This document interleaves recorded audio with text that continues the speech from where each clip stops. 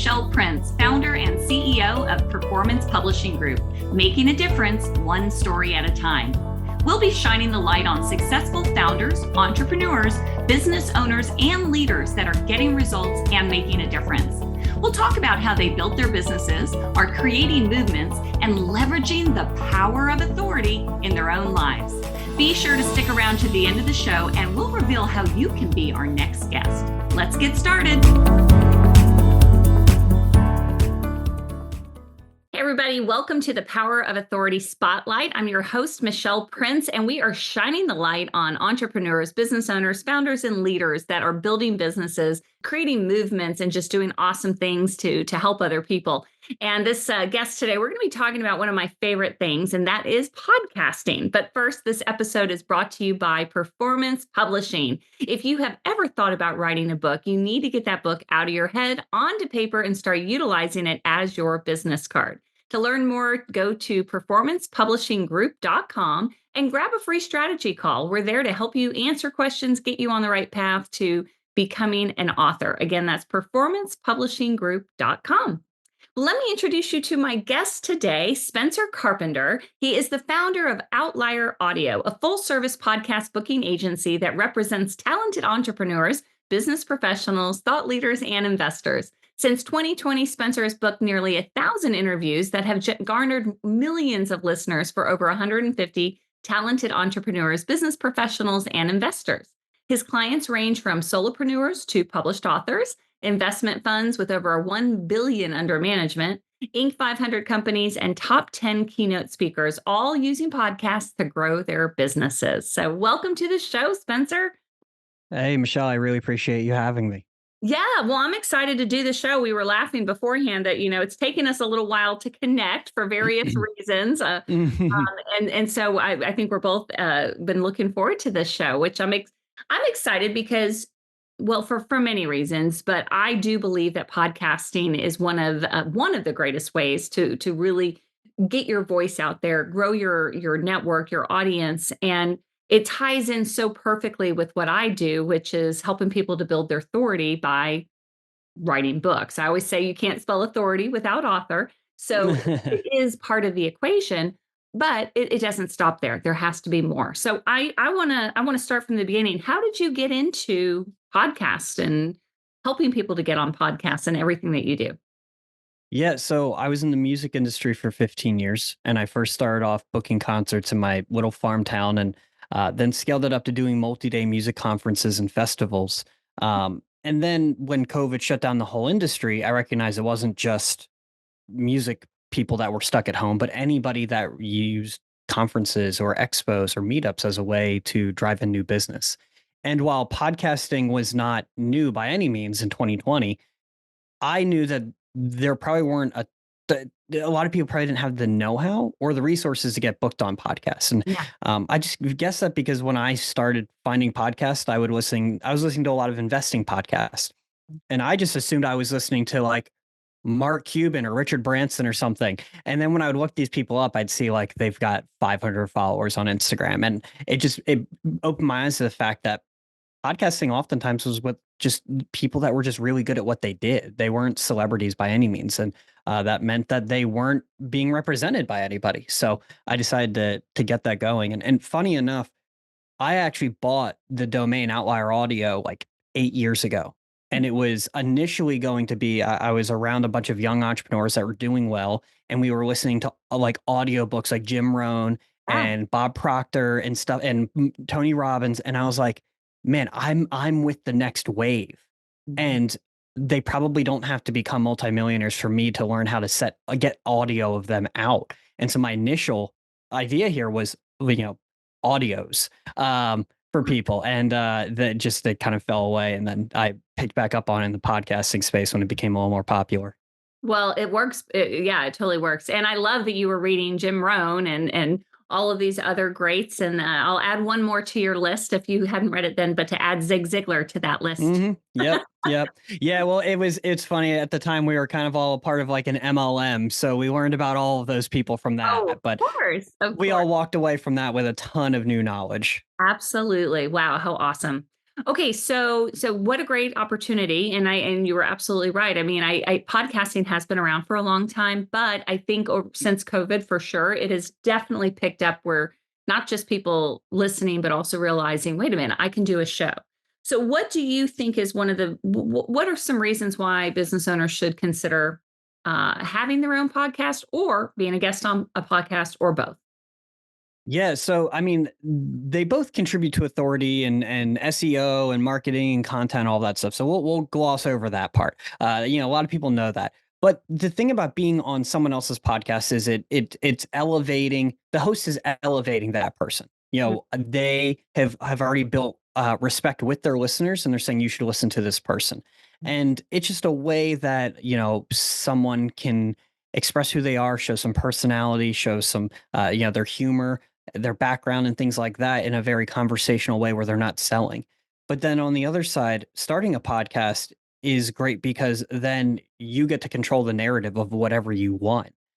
Which that can vary for every business. Some people want to talk about they have something that's time sensitive to their industry. Other times it's how can this tie into our service and our product or whatever it might be. But you're no longer needing to rely on the host to get you in front of people. Now you control the conversation the way you want, and you can use it as your own way to generate a funnel of leads. Absolutely. It's interesting.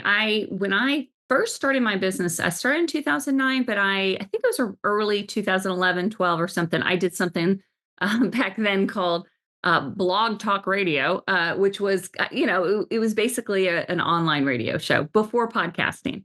And Hmm. it was the same concept and all that. And so when podcasting came around and I had already kind of completed that phase, I thought, I don't know if I really want to do podcasting. It's a lot of work and it's, and all. But then, and finally, I realized, wait a minute, this is just an opportunity. I look at podcasting, and tell me if I'm right or wrong on this one, but I don't see it as just start a show so you have this massive show where that's great if it happens, if you do become like a Tim Ferriss or somebody like that. But there's so many other benefits because you're connecting with people that you will never have an opportunity to talk to. And for me, I think it kind of replaces the whole going to conferences and networking at conferences. You're having better, more engaging conversations when you get on a podcast, even if it's the 5 minutes before, 5 minutes after, you're still connecting Hmm. with someone. So I get more benefit from that than anything. Well, I've always said to people, like, set aside getting listeners at all. Hmm. If you do a podcast every week for a year, at the end of the year, you've had 52 one-on-one meetings with people within your industry that could be potential clients or referral sources. Hmm. On top of you put it out, so there was the SEO and the content and all of that stuff, but it was really, if you do it correctly, there you're having on guests that can there's synergy between you, no matter what it is, whether they're the client or they know your clients. Right. um, it gives the ability to that, and maybe 52 meetings isn't enough for some people. They're better off having 3 meetings and lunches multiple times a day. But for me, or anybody with a small business that maybe is a solopreneur or a smaller staff, Yeah. 50 meetings in a year that are supplemental to what you're already doing is great. And to your point, it's not just that you could have someone that could be a potential customer, but it's the ability for you to invite someone onto your show that maybe you want to connect with on a deeper level. That it's a hero of yours, it's someone that you really look up to, or they could really bring a change to your business with investment or something like that. I mean, at the uh, when I ran a conference, it was in Lancaster, Pennsylvania, which is by no means a music hub in the country. It's just a place that we did it, and we would bring people in from all over the country to come speak, and we never had to pay their airfare or their hotel. You want to know why? Because they liked their ego stroke that they were getting invited to do something. Yeah. And the kind of the same thing happens with podcasts. I mean, some people have been invited onto a bunch, and so they're a little more selective now. But there is also, like, you can get in touch with a lot of people just by inviting them to be on your podcast. Whereas if you just ask them for a meeting, you might not have gotten it. No, it'll never happen. In fact, yeah, I mean, we all get those LinkedIn messages where people are asking, and it's like, no, I don't have time for a coffee chat.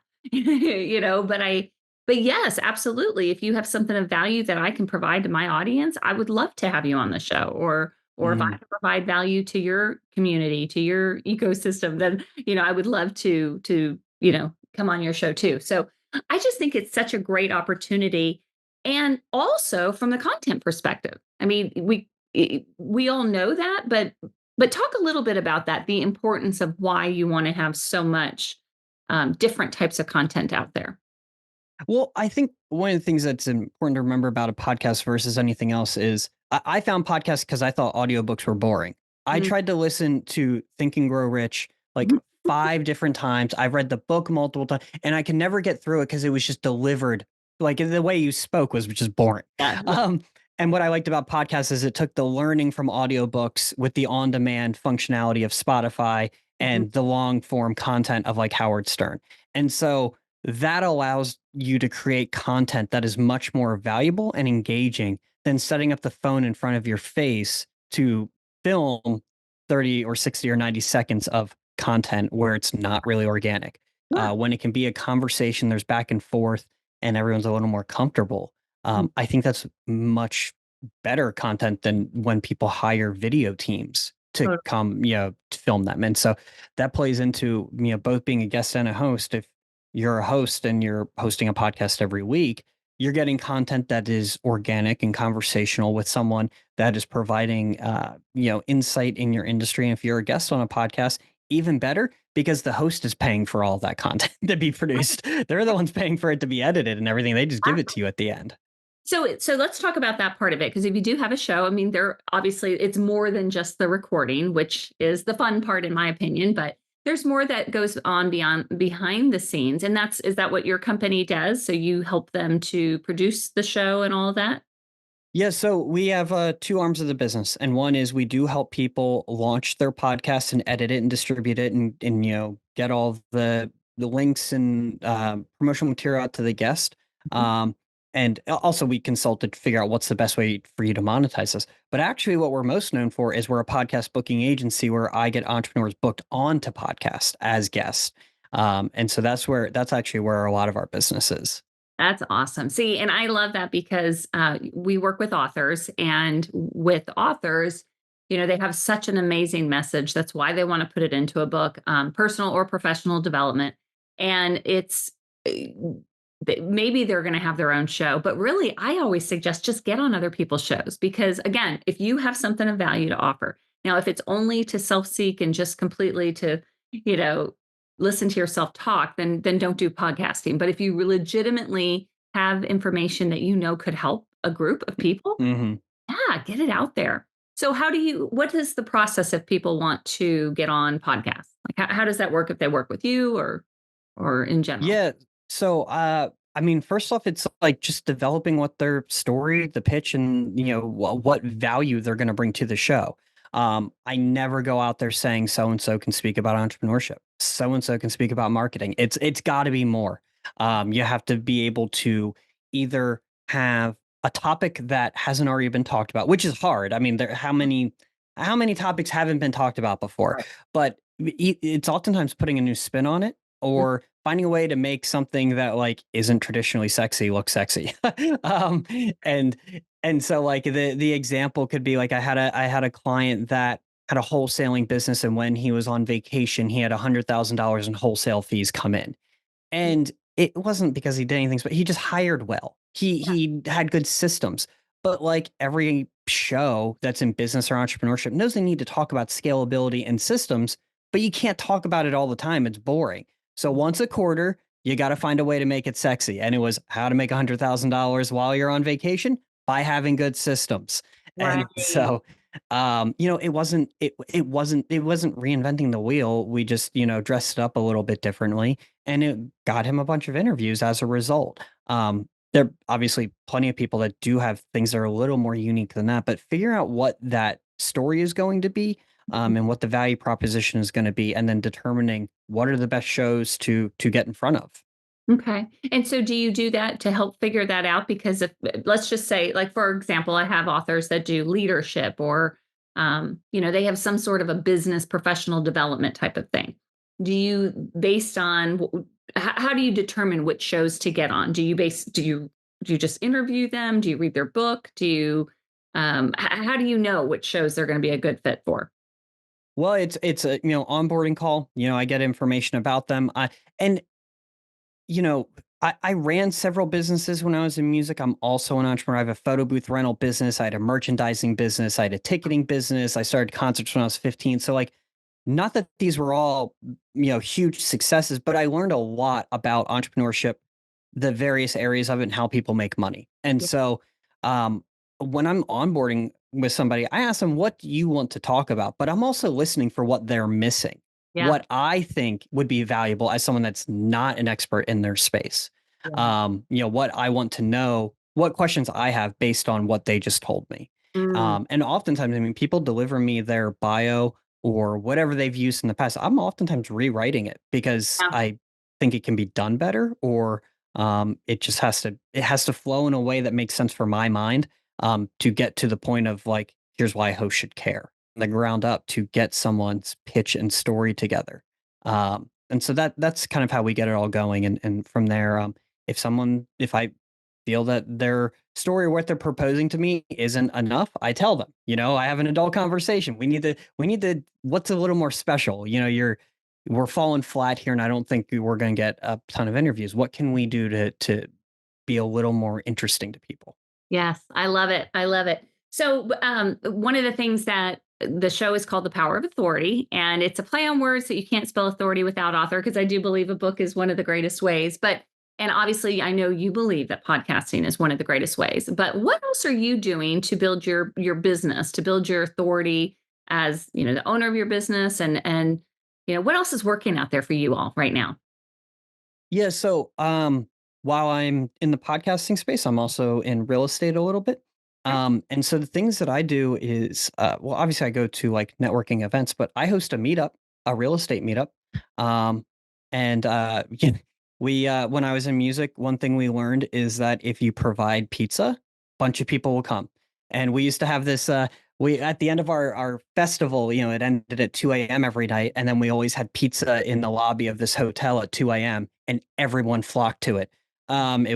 It was called Lobby Rage, as and we couldn't officially advertise it for insurance reasons, but it always worked. And so then when I wanted to go into a new market in the real estate space, I'm like, all right, I'm not going to go to other people's meetups. I'll just buy some pizzas and do my own. And I know that's very separate from the podcasting space, but it kind of all applies. Like It does. you could promote your podcast or your business through your own meetup, and it can filter back into, if you're an author, like have copies of your book there, or being able to find new people that might have and just some synergy in, because oftentimes I mean, I don't know about your clients, but oftentimes I imagine they're not putting out a book because they're trying to make money entirely as an author. It's a part of their business. So It's hard. being an author, though, as a host of a meetup or a podcast is just one more thing that shows how much authority and reputation they have.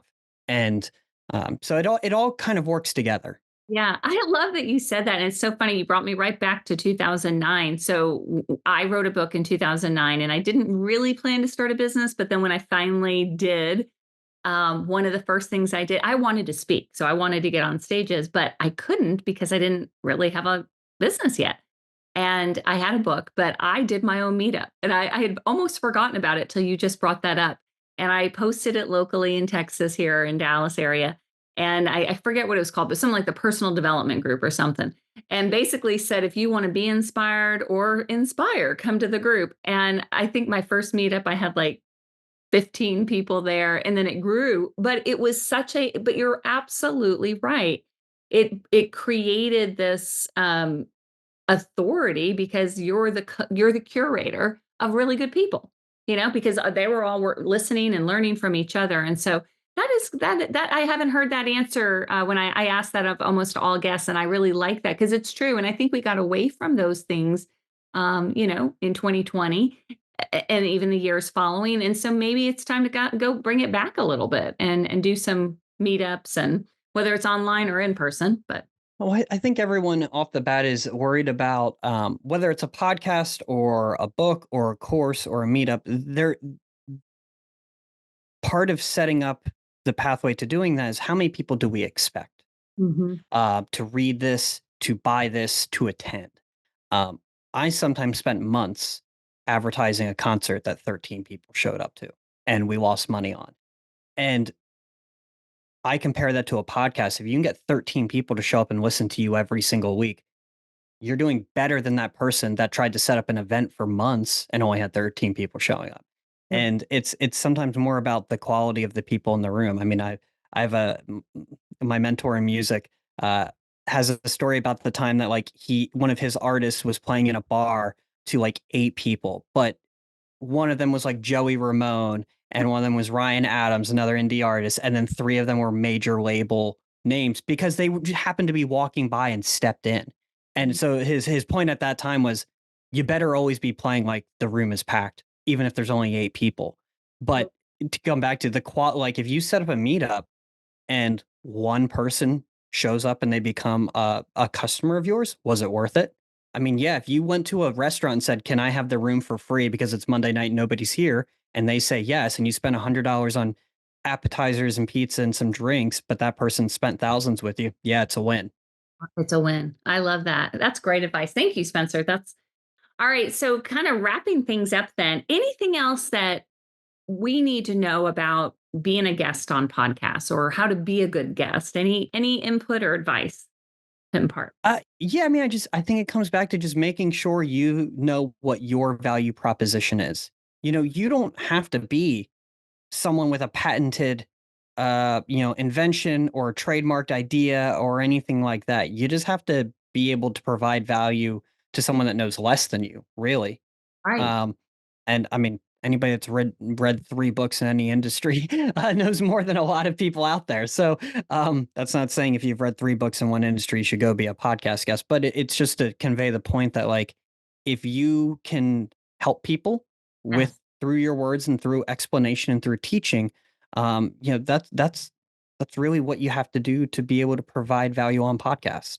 So true. So true. I love it. Well, and like I said, I echo this 100%. And I do believe, and you talk a lot about authorities, as do I. And your message has to get out there in multiple ways: a book, a podcast, and beyond. A meetup, speaking, consulting, whatever it is. But sharing your message to a platform of people that really want to hear your message. And I just do believe that podcasting is one of the best ways to do that. So thank you so much. Absolutely. Well, I so appreciate you being on the show. Yeah, thank you so much for having me. I appreciate it.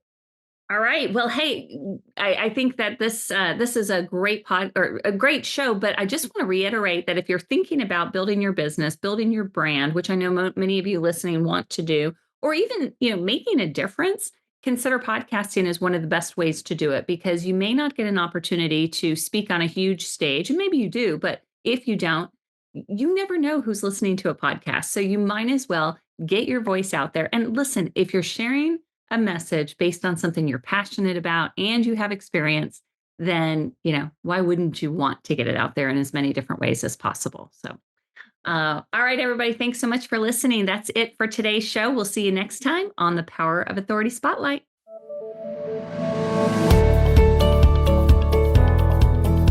Thanks so much for listening to the Power of Authority Spotlight.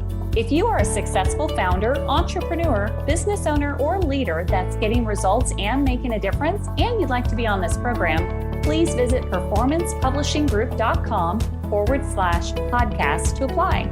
That's performancepublishinggroup.com/podcast. Also, if you got something out of this interview, please share this episode. Just do a quick screenshot with your phone and text it to a friend or post it on the socials. If you know someone that would be a great guest, tag them on social media to let them know about the show and include the hashtag #ThePowerOfAuthoritySpotlight. I love seeing your posts and guest suggestions. We are regularly putting out new episodes and content, so make sure you don't miss any episodes by subscribing. Your thumbs up, ratings, and reviews go a long way to help promote the show and mean a lot to me and my team. Want to know more? Go to our websites, performancepublishinggroup.com or michelleprince.com. and follow me on LinkedIn, Facebook, and Instagram. Thanks so much for listening, and we'll see you next time.